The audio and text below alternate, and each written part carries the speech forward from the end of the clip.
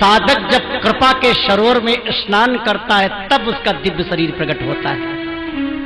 श्री देवहूति माता जी करदम जी की आज्ञा से सरोवर में स्नान करने गई है तो महाराज वहां बूढ़ा शरीर 80 साल का बूढ़ा हड्डियों का अस्थि मात्र था। सरोवर के भीतर जाते ही 16 वर्ष का सुकुमार सुंदर स्वरूप प्रकट हो गया और सैकड़ों दासियां प्रकट हो गईं। सम्यक प्रकार से श्रृंगारों से सुसज्जित किया है, दर्पण दिखाया।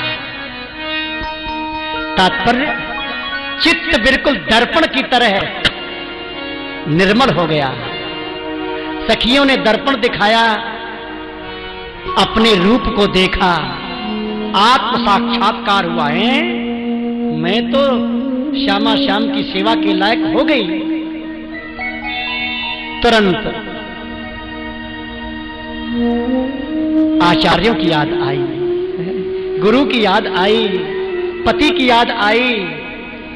वो बूढ़े हैं और मैं जवान।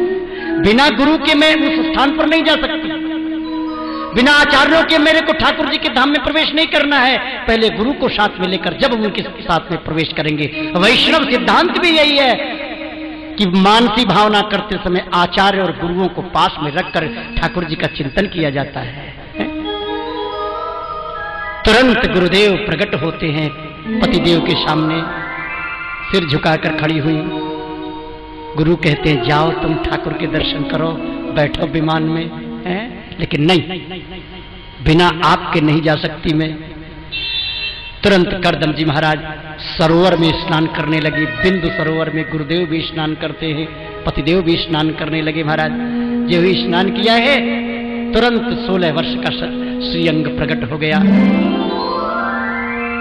अब मानसी भावना सिद्ध हो गई, जहां चाहते हैं वहां पहुंच जाते हैं।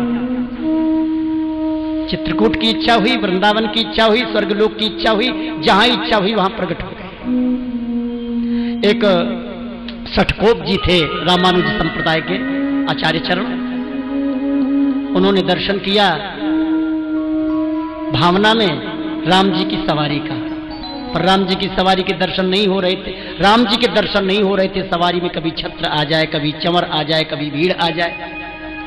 इमली की खोड़र में बैठे थे आंख बंद किए हुए और अयोध्या का दर्शन हो रहा था। मन में आया चलो यहां से राम जी